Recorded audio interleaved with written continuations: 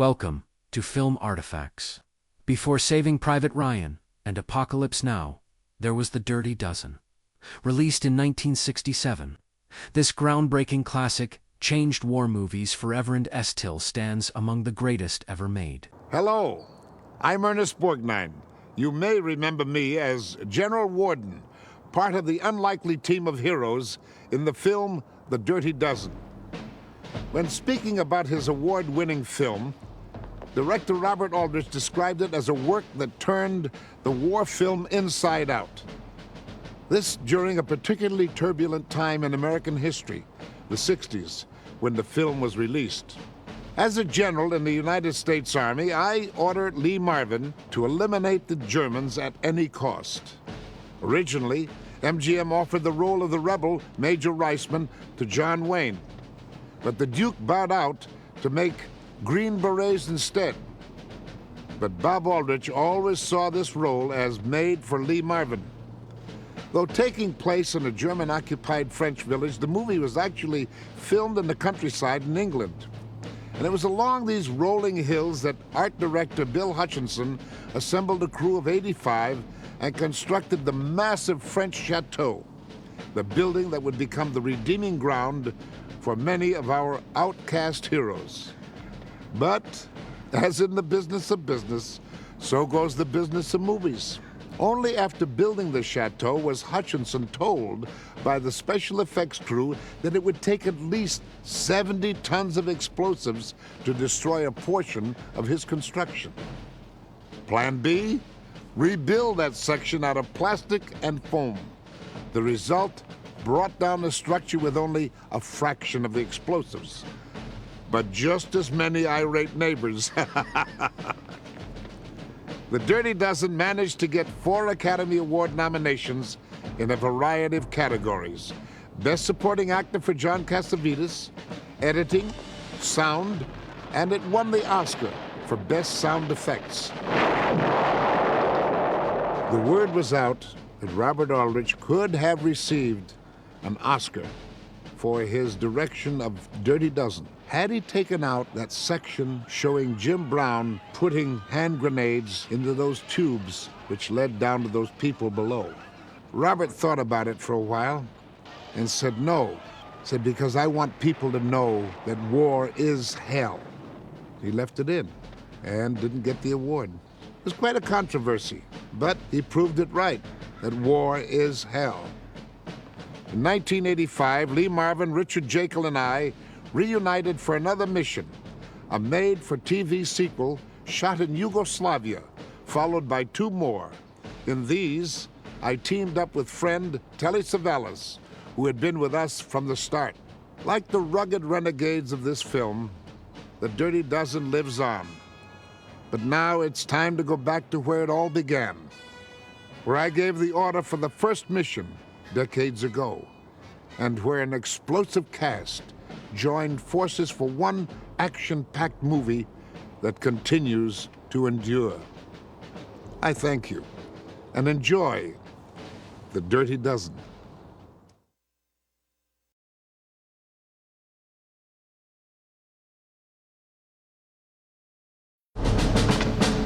Lever, R. From the moment we started, we knew there was something special about it.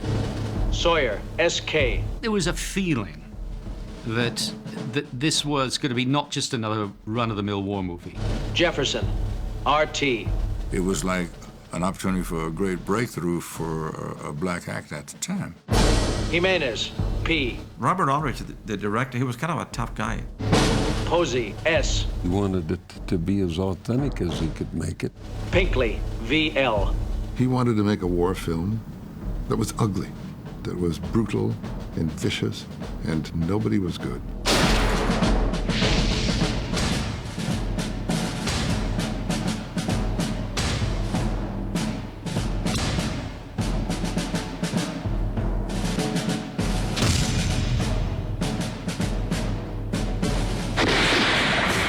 Dirty Dozen shows you that wars ain't nice things. It was a fine, fine film, even though people did say that it was horrific and everything else. Up through, let's say, the mid-1940s, up to the end of the war films were essentially about the squad, about a group, about Americans working together to win the war. If you think of any traditional mainstream movie made right after World War II, that was all about, if you will, properly memorializing the sacrifice that so many people made to win that war. Then you started getting more reflective films about the war and what was going on in the war. You had something that people were a little hesitant about at first, like The Desert Fox, where all of a sudden we were supposed to see the German enemy as a hero in some way. And so the shifting grounds of the war film into the 50s changes the attitudes towards the war. By the time you get to Dirty Dozen, it's really about something else. It's about people who really just want to survive the war. Look, you little bastard, either you march, or I'll beat your brains out. With the demise of the code office, you had the ability to use four-letter words which gave more realism to the films than you had had up to that point.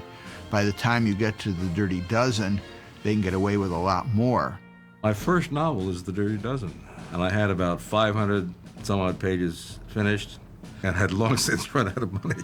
So I had the West Coast editor of Dell and Random House take it and get me a motion picture option. Aldrich had tried to buy The Dirty Dozen before it was published, but MGM had purchased the rights. And then finally he was brought onto the project by Kenneth Hyman. MGM said, "We own a book. Would you like to produce it?" I read the script. I said, "It's interesting. I like it. But if you want me to do it, I want to start from scratch. I'd like Nunnally Johnson to do the screenplay." To make a long story short, Nunnally Johnson was signed to do the script. I then went after a director. And I knew Aldrich because we had done Baby Jane. I was executive producer on that. He had an ornery quality that I liked a lot. He was his own man. He was terrific with actors. Aldrich, of all of the great directors I knew how to deal with an individual on that individual's basis. He was the kind of a fella, all man, very quiet, soft-spoken. People jumped when he, said jump. He was a tough guy. He'd been around. After all, this is a guy who managed to control Betty Davis and Joan Crawford in a movie. Baby Jane. I think Aldrich obviously had, if not a reputation, at least could demonstrate from his previous films that bringing together a group of actors and staging ensemble scenes was something that he was comfortable doing. I think you must cast a director like you cast an actor, and I thought he would be superb casting for the movie. Happily, he liked what he saw and said, "Let's go." Deal was a good one from Aldrich's point of view, not only in terms of the money, but also in terms of the creative prerogatives it gave him. He had cast approval. He went in saying that he needed to rewrite the script. He wanted to bring his writer, Lucas Heller, in to do a polish. Aldrich read the script, and while it was well crafted, it was, he thought, a 1945 war movie, and that's not what he wanted to make. So what he asked from Heller was to essentially make it reflect a lot of the concerns of 1967. And in reworking it, they turned it into this sort of anti-authoritarian, anti-war movie. Count up! 1, 2, 3, 4, 5. In casting a project like this, I think Aldrich understood that he had to cast from a diverse group of actors that would indeed reflect the diversity of wartime.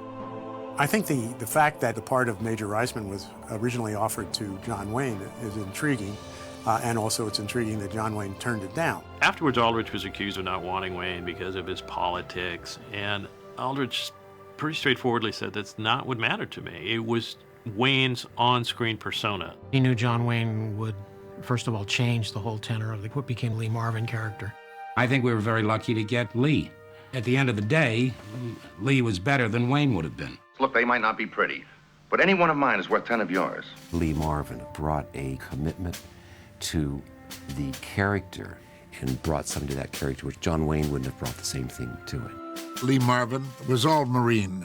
He was a Marine, that was it, period. Lee was a great person, very bright, and very strong, as he would have to be to lead that group of men.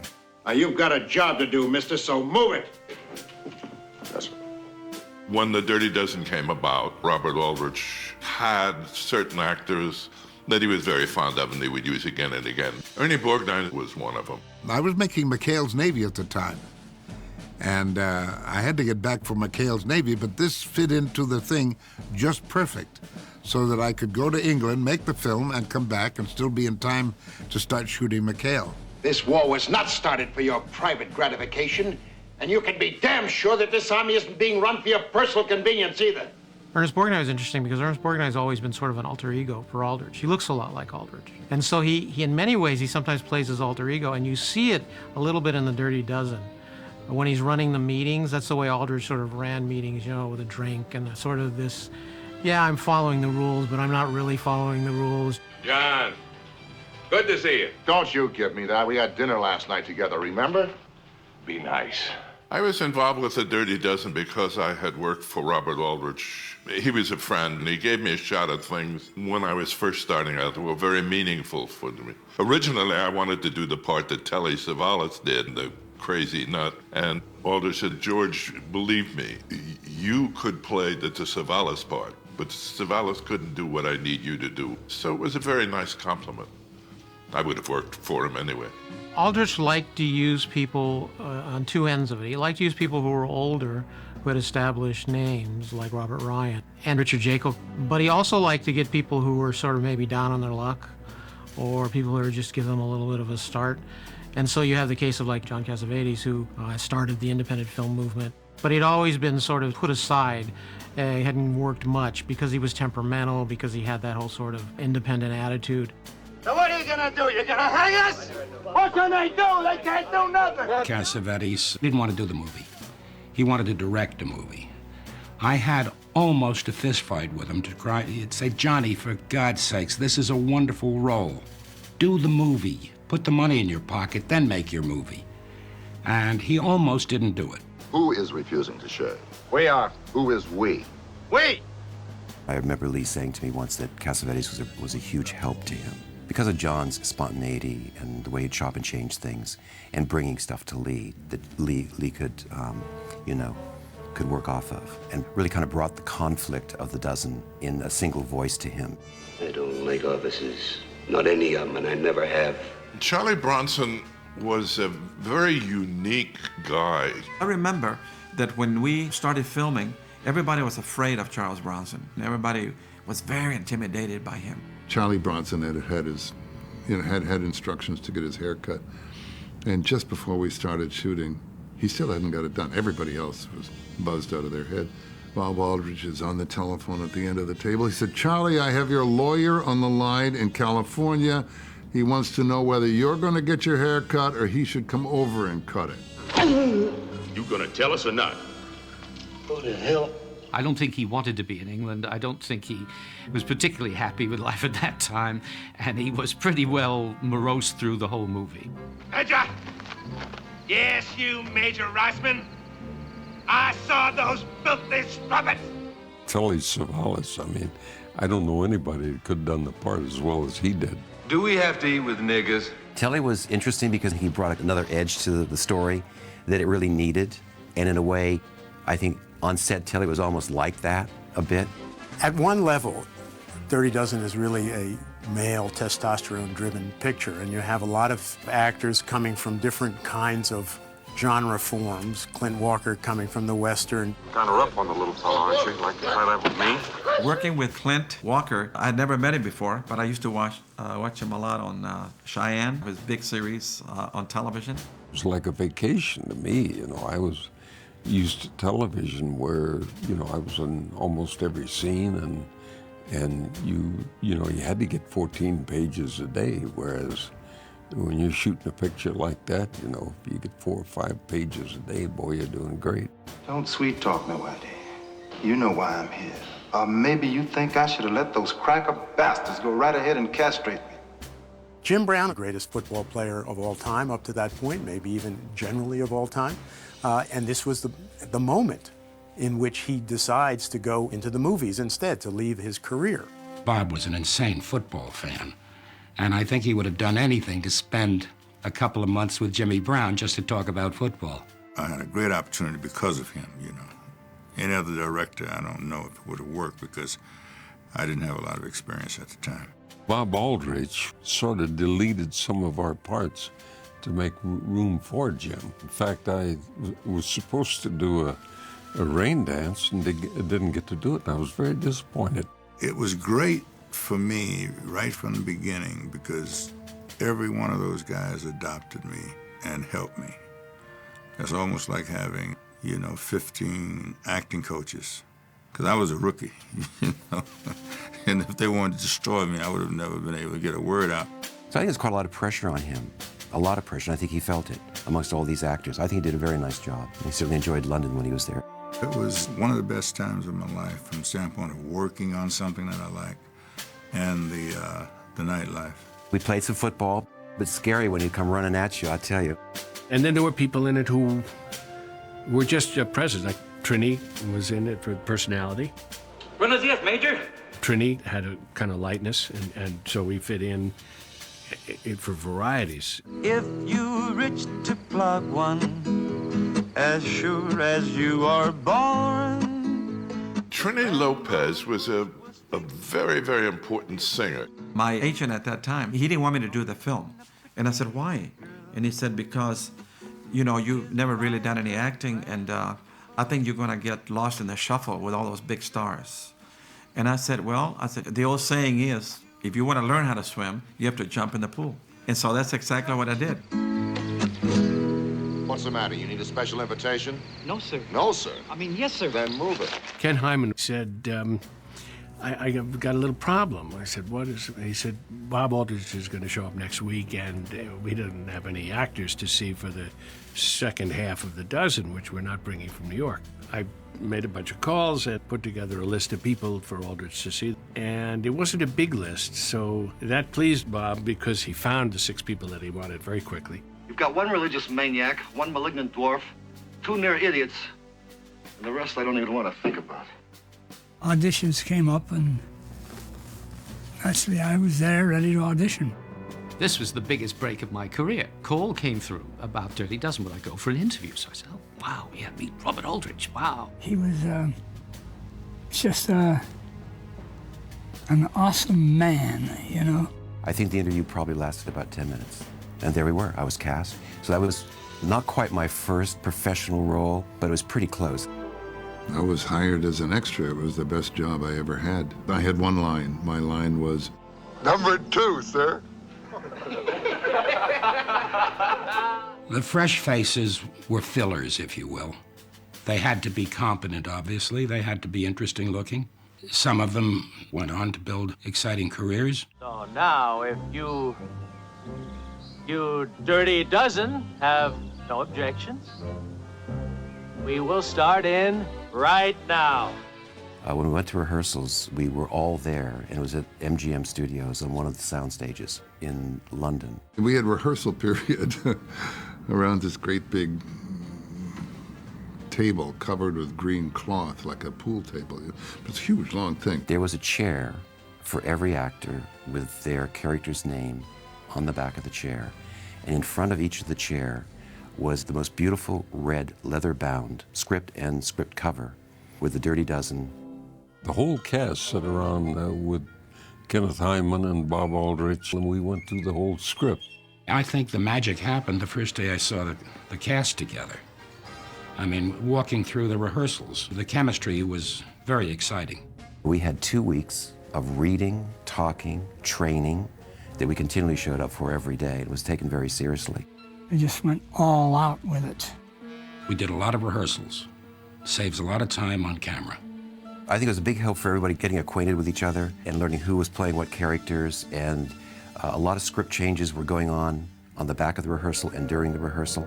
I mean, I was given a wonderful opportunity because Clint Walker, who was playing Posey, the character was a Native American, and Clint interrupted the proceedings because we were reading through the script and said, "Mr. Aldrich, I think it is incorrect in my position as a star in Hollywood and someone representing the American Indian people to play this stupid scene where I have to pretend to be a general." And Bob Aldrich looked up and looked down the table and said, "You with the big ears, you do it." Where are you from, son? Madison City, Missouri, sir. Never heard of it. And that changed my life completely. Ingo Preminger saw that scene and gave me MASH. The very first day of working together, Lee Marvin had just come back from winning the Academy Award. He'd been nominated for Capaloo. And on the next day of rehearsal, when we all arrived on time, Lee had already shown up. And he was sitting in his chair at the head of the table right next to Bob's chair. The Oscar was plonked right on the green felt. He looked like he hadn't slept in days, and he probably had far too much to drink.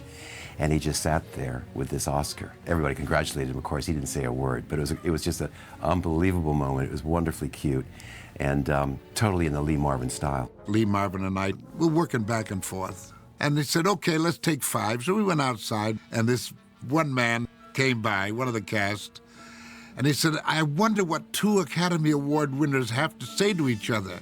And without missing a beat, he looked up and said, you'll never know, and went right on talking.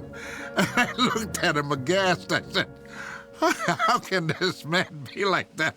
But that was Lee Marvin, you know? Sure. Lee was in his drinking period during Dirty Dozen, and Lee could drink a lot of alcohol. And it seldom affected his work, but he was at war with the producer. Lee was slowing the production down. Charlie was going to kill Lee. He was physically going to attack Lee. I said, Charlie, wait till the picture's finished. I remember the difficulties was mainly what they call the bloody weather in England. We would go on location, drive way out, and we wouldn't shoot 1 foot of film because we couldn't see in front of our faces. I remember nobody did what they did in the rehearsal. Nothing was done that was actually done in the take. And just before the take, all kinds of things changed. Chewing gum, jackets were taken off, all kinds of stuff appeared and disappeared because everybody was doing their thing, you know, trying to be an individual in a line of 12. Those are the 2 guys that got water slow. When I used to line up my boys, mid-dozen, and I'd go down the line like a sergeant major, checking their costumes at the buttons, you know, you'd got 2 done up.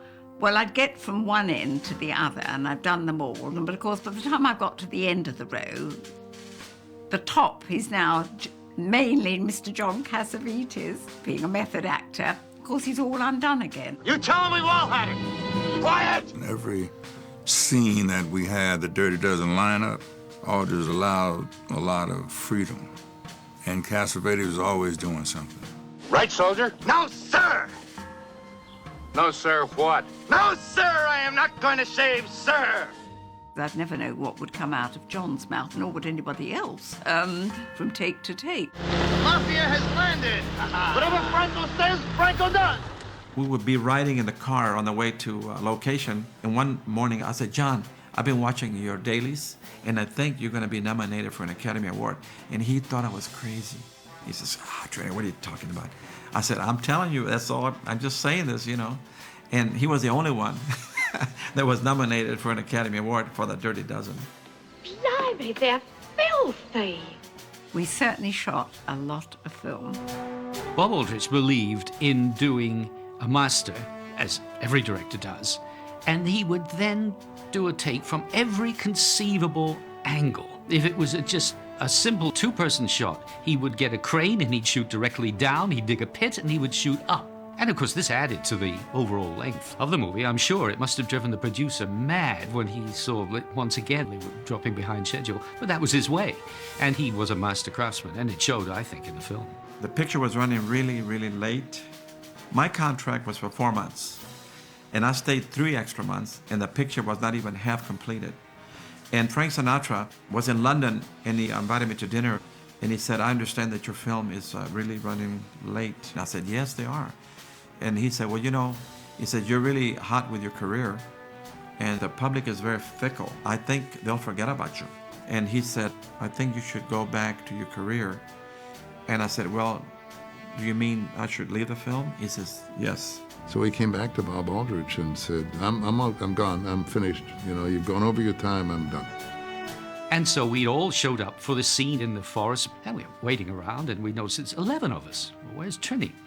And finally, somebody shows up and whispers into Bob Aldrich's ear. More consultations going on. Finally, it's announced to us that Trini has pulled out of the movie, and we're going to have to rewrite that scene. So finally, they rewrite a scene where Jim Brown joins the other 10 of us by then, and Lee Marvin says, Where the hell have you been? We're 6 minutes late. We've been looking for Jimenez. And? We found him hung up in an apple tree.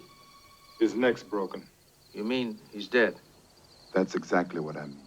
Trini came to the screening that night, even though he was done. And he looked at the picture and he said, oh shit, Mr. Aldrich, I would like to come back and play this and finish the role.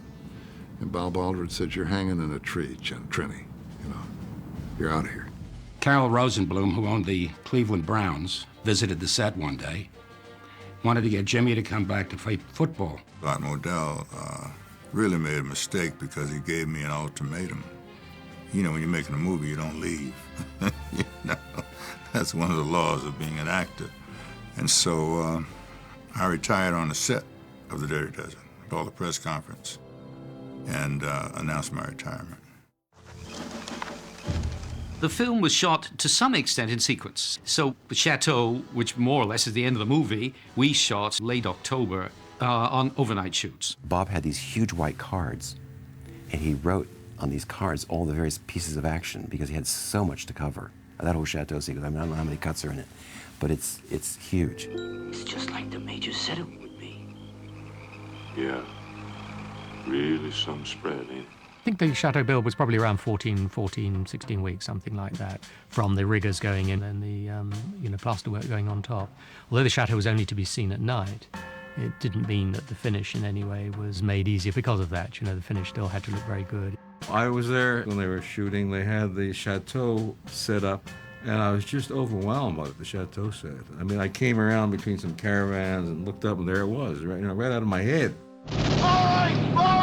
I will always remember where the big blow-up is to happen. There must have been half a dozen cameras there, so there's Ariflexes everywhere. The chateau had to have sections of it pre-built and planned so that when it exploded, the front of it, over the door, balcony, all sort of came away with an explosion, so it had to look convincing. Robert Aldrich says, now look, you guys, when this goes up, I want you to flinch. Don't just sort of look at it. It's supposed to be a big explosion. Well, we didn't have to act at all.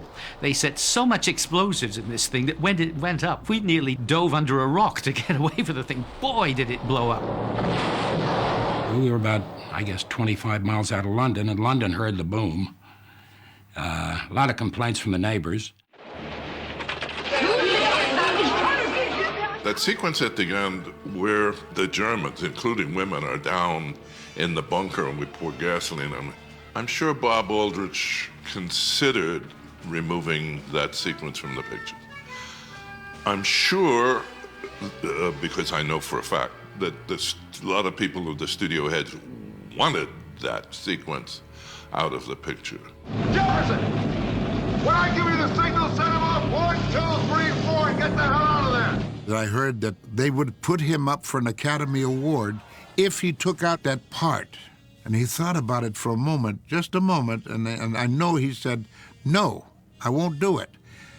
Why, Bob? You can win an Academy Award if you do it. He said, look, I don't care about Academy Awards. He said, I just want people to know what a hell a war is. And he didn't win the Academy Award, but they left it in. Come on! Jefferson bastard! As it turned out, how much poorer it would have been if they tried to fudge the ending and do that and make it slightly more humane. It wasn't supposed to be. We weren't humane soldiers. Jefferson! That whole business at the chateau was done in the military reports at the end of the novel. It wasn't played out. I thought that Aldrich was a lot gutsier than I was in the ending he made of the movie. At the time, people said, this is so violent, this is terrible, we don't want to see this kind of film, even though it was the biggest grosser of the year. It saved MGM's ass. It really did. They were going down the tubes. American critics, and Aldrich was very aware of this, panned it. Didn't like the violence, didn't like what they thought was, the glib, macho behavior. Whereas European audiences saw something very different. Aldrich himself pointed out, they made the connection between the scene at the end in which people are burned up with gasoline and the napalm that was being dropped in Vietnam. That's a connection he wanted made. But consciously, subconsciously, that connection is what made The Dirty Dozen one of the first of still evolving change in the war movie genre. 1967, this is another kind of cusp that Aldrich wanders into by luck or by chance or premeditation or whatever it is. It's Black Power. This is when Black Power comes in 1967. What is this, anyway? Uncle Tom week? I love the character because the character had a lot of dignity, and it was almost a breakthrough at the time for a black actor. Bob was so conscious of what was going on in the country, and I think he was very careful in the movie to make sure that my character, had the dignity. The anti-authoritarian piece of the film was lucky timing. The timing just worked. The timing for the movie worked. 5 years earlier, 5 years later, it might not have been as big a success. The film is still popular today. It's referenced in movies, it's referenced in TV shows. Everyone knows what the Dirty, even if you haven't seen it, everyone knows the title Dirty Dozen. But I think on a subtler level, one thing that Aldrich did with that film was to say that you could make an anti-war film within the system and still have it be an anti-war film. Bob and I had a very tenuous but strong friendship. I told the truth and he told the truth. Now, two guys who tell each other the truth in the film business can be very rough and rocky. And it was, but it was also wonderful. He's a big loss, a huge loss. I suppose probably I have regret Bob asked me to do another picture, and I didn't do it, and I really owed it to him to do it, because MASH had come out, and it would have been good for me to have done it for him, and I regret that. I really do. I regret because I was rushing off to do other things that I thought, and I just didn't recognize how truly important he had been in my life as a man. I have huge affection for him. I owe a lot to Bob Aldrich, in the sense that a director called Delbert Mann, who directed Marty, came down to get some pointers from Bob Aldrich. And when he came down, of course, he had the script of Marty under his arm, and Bob Aldrich said, "May I read the script?" I said, "Sure."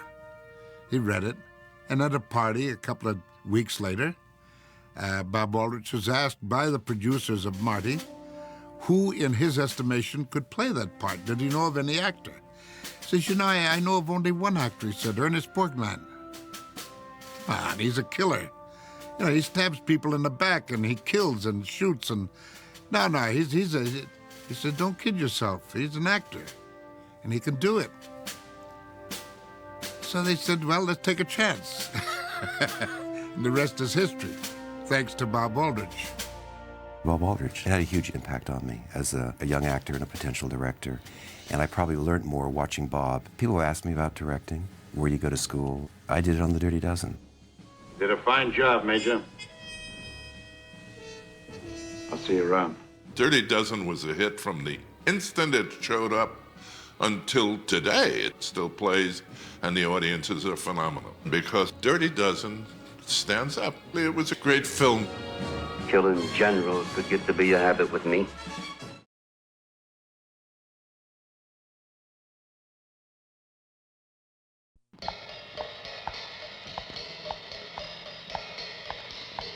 This is Academy Award winner Lee Marvin, an action guy at work or play. Today, it's work.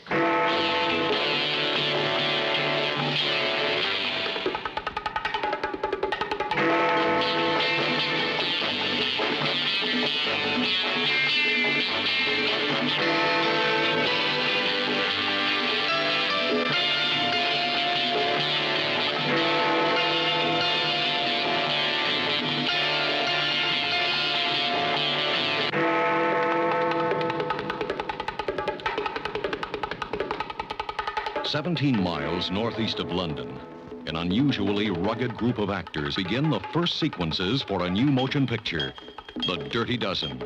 It is here that Lee Marvin will star in his role as the leader of some of the toughest guys on or off a movie set.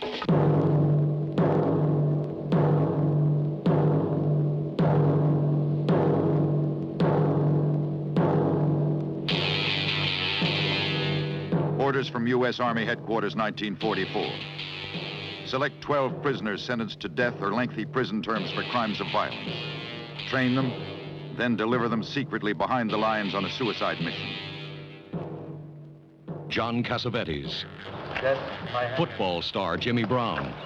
Death by hanging. Clint Walker. By hanging. Charles Bronson. 30 years, hard labor. 20 years, hard labor. Trini Lopez. Death by hanging. Telly Savalas. Death by hanging. The action of the film starts in an army prison compound in 1944. 12 prisoners convicted of violent crimes can save themselves by volunteering for a suicide mission. The Dirty Dozen volunteer. John, just a minute, please. Veteran of 100 acting roles, Lee Marvin finds this his most demanding film assignment. Look, either you march, or I'll beat your brains out. Physically, the roughest. When he moves, think it's something your head's gonna come off. Okay. Right, Brent, pick up. Part of the film's action concerns the bone-crushing combat training of the prisoners. It takes 2 months to shoot, but director Robert Aldrich gets what he's looking for. Action! Marvin and the other actors will master judo and commando techniques for killing quickly and silently. Well, I'm shoving you. Now, come on. Let me have it. Don't push me. Give it to me, Posey. I'm going to shove you right through the wall. I don't like to be pushed. Posey, what a name for a guy like you. Take up! Come on, Posey! You can handle it. Push him. You can handle it. Drop it. Yeah! Go! Cut. Out. 6 days a week, Lee Marvin is a movie maker. On his day off, he looks for another kind of action, a motorcycle race at the South Down Motocross.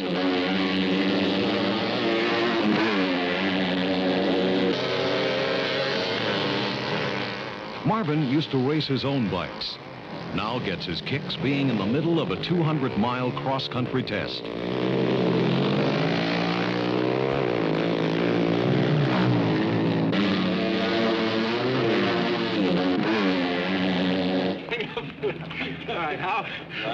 Marvin is a pleasure to work with, a real pro. His enthusiasm is contagious. He passes it on to others and puts them at ease. With the filming of the commando-style training completed, it's time to move out to a new movie site. In the new location, scenes will be shot of the Dirty Dozen preparing for their final desperate mission.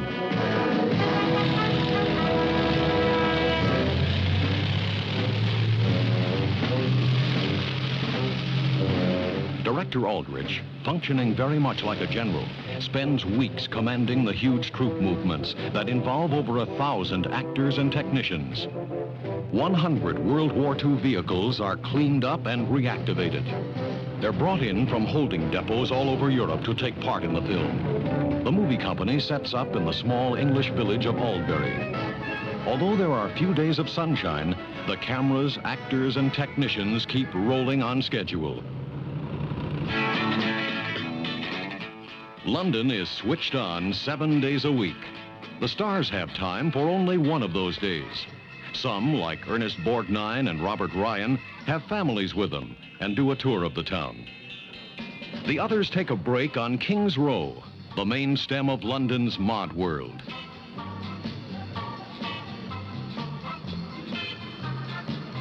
Swinging London is an ideal setting for these men, action guys enjoying themselves on the town.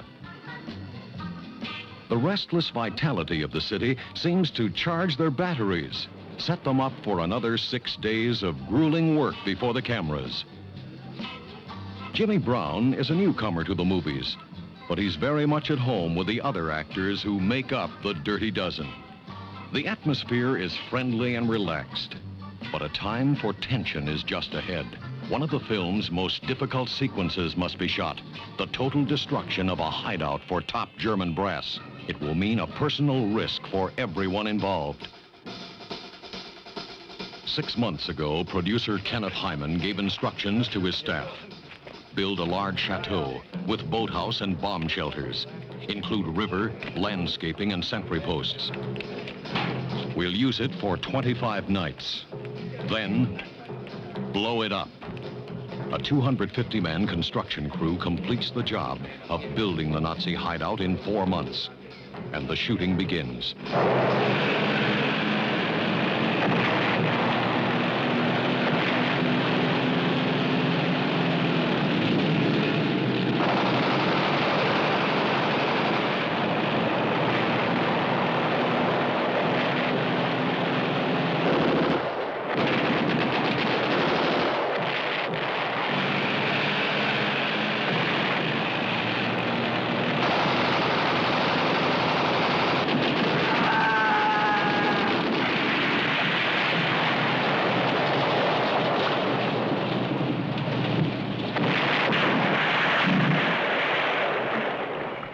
The big night arrives. The night the chateau goes. Jimmy Brown is the man who'll touch off the massive explosion.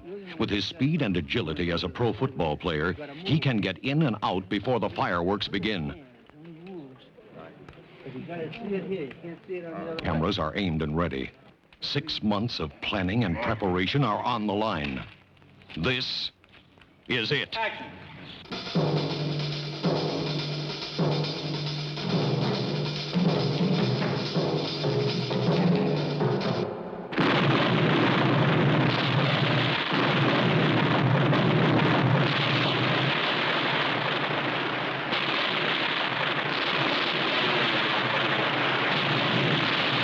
London sees the flames 20 miles away.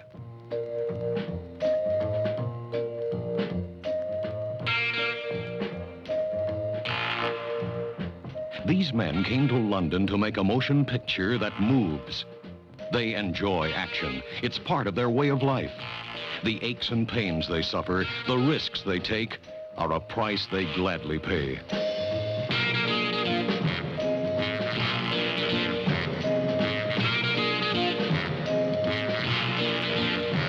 Right now, with the chateau scene under their belt, they've earned a break. Ahead, there are more locations, more tension and strain.